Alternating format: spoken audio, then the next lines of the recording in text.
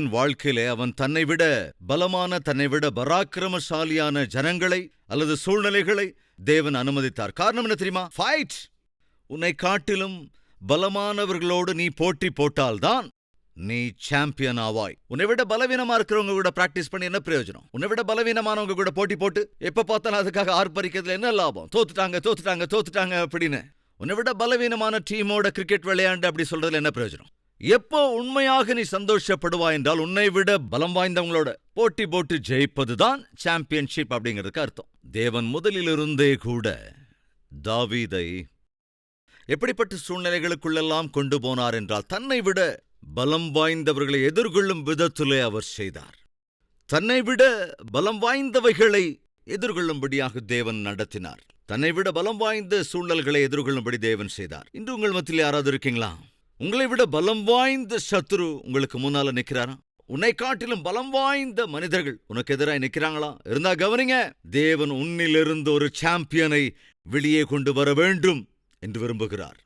உன்னிலே ஒரு சாம்பியனை தேவன் நிரூபிக்க வேண்டும் என்று ஆசைப்படுவதனால்தான் உன்னை விட பலமுள்ள, பலம் வாய்ந்த சூழ்நிலைகளை, நபர்களை, சக்திகளை உனக்கு முன் கொண்டு வந்து நிறுத்துகிறார். நீ செய்ய வேண்டியது என்ன?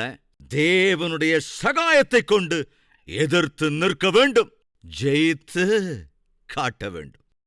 பிசாசானவனுக்கு எதிர்த்து நில்லுங்கள், அப்பொழுது அவன் உங்களை விட்டு ஓடிப்போவான். நாம் என்ன செய்யறோம்? அவனை பார்த்த உடனே நாம ஓடி போயிடுறோம், எதிர்க்க முடியாமல். தாவீது ஏன் அவ்வளவு தைரியமுள்ள ஒருவனாக ஆனான் என்றால் அவன் ஆரம்பத்திலிருந்தே தன்னை காட்டிலும் மிகுந்த பலமுள்ளவைகளை எதிர்கொண்டு பழக்கமாகிவிட்டான். அதனால்தான் கோலியாத் எதிரே வந்து நின்றபோது அவன் என்ன சொன்னா? விருத்த சேதனமில்லாத இந்த பெலிஸ்தன் சேனைகளின் அதிபதியாகிய ஜீவனுள்ள தேவனை எதிர்ப்பதற்கு விருத்த சேதனமில்லாத இந்த பெலிஸ்தியன் எம்மாத்திரம்? அவன் எந்த மூலைக்கு? உன்னால அவன் ஒன்றும் பண்ண முடியாது வா. அது சவுலையாவோட என்கரேஜ்மெண்ட். உன்னால முடியாது தாவீது. இப்படி கோழைகள் என்ன செய்வாங்கன்னா, தைரியமா இருக்கிறவனுக்குள்ளேயும் பயத்தை கொண்டு வந்துருவாங்க. பயங்கர கோழைகள் செய்கிற வேலை தான், பக்கத்தில் இருக்கிற எல்லாரையும் பயத்துக்குள்ளாக்கிடுவாங்க. பயத்தால் நிறைந்திருந்த சவுலின் இடத்துல தாவீது வந்து நான் கொண்டுடுறேன் அப்படின்னு சொன்னப்பா, அட நீ என்னப்பா, அவன் சின்ன வயசுல பயங்கரமான யுத்த வீரன். அவன் ஹைட் என்னன்னு உனக்கு தெரியுமா?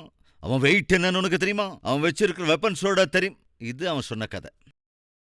சவுல் பார்த்திருக்க வேண்டியது கோலியாத்தோட ஹைட்டையோ, கோலியாத்தோட வெயிட்டையோ, ஆயுதங்களையோ அல்ல. சவுல் என்ன செய்திருக்க வேண்டும்? சேனைகளின் தேவனாகிய கர்த்தரை நோக்கி பார்த்திருக்க வேண்டும். அப்படி பார்க்க கையால் ஆகாமல் இருந்ததால் தான் சத்துருவை பார்த்தான், சத்துருவின் பலத்தை பார்த்து பயப்பட்டான். அவனை எஸ்டிமேட் போடுறான் இந்த நாளிலும் கூட. இப்பொழுது சொல்றத கொஞ்சம் ஜாக்கிரதையா கவனிங்க. உங்களுக்கு முன்னால சத்துரு நிக்கிறானா? உனக்கு முன்னால பலமுள்ள ஒரு சத்துரு நிக்கிறானா? அந்த பலமுள்ள சத்துருவுடைய அனுபவங்கள் என்ன? அந்த பலமுள்ள சத்துருவின் இன்ஃப்ளூயன்ஸ் என்னென்ன? பலம் வாய்ந்த அந்த சத்துருவின் பழக்க வழக்கங்கள் என்ன? பதவி என்ன? அதிகாரங்கள் என்ன? இதெல்லாம் அனலைஸ் பண்ணாதீங்க, இதெல்லாம் கணக்கெடுத்தாதீங்க.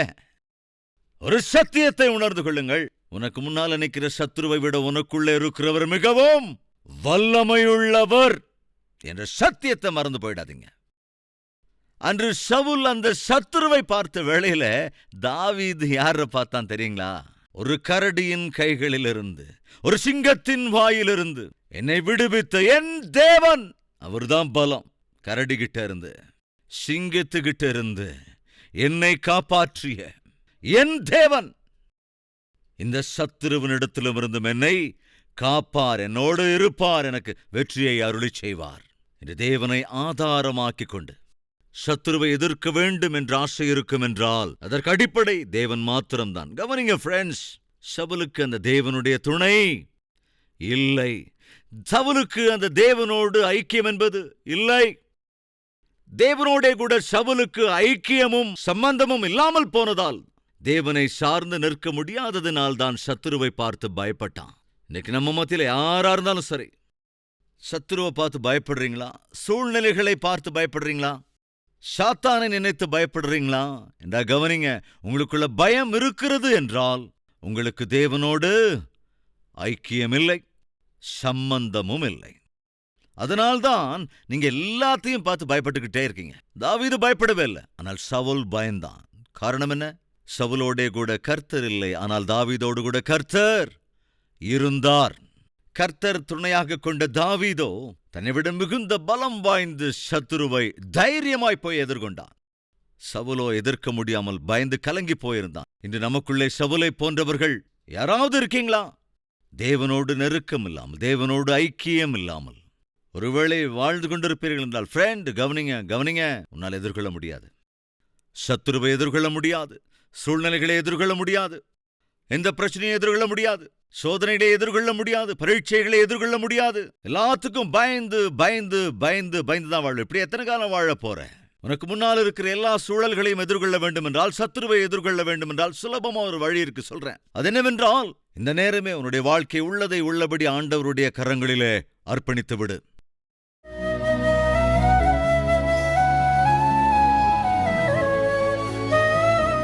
மகா பரிசுத்தமும் அன்பும் நிறைந்த பிதாவே, சில சந்தர்ப்பங்களில் எங்கள் வாழ்க்கையில எங்களுக்கு புரியவே இல்லை ஆண்டவர், ஏன் இப்படியெல்லாம் நடக்கிறது என்பது. வீட்டிலே போராட்டங்கள், வெளியிலும் போராட்டங்கள், எங்கு சென்றாலும் போராட்டங்கள். அன்று ஏன் இப்படி நடந்ததென்று தாவீதுக்கும் புரியவில்லை.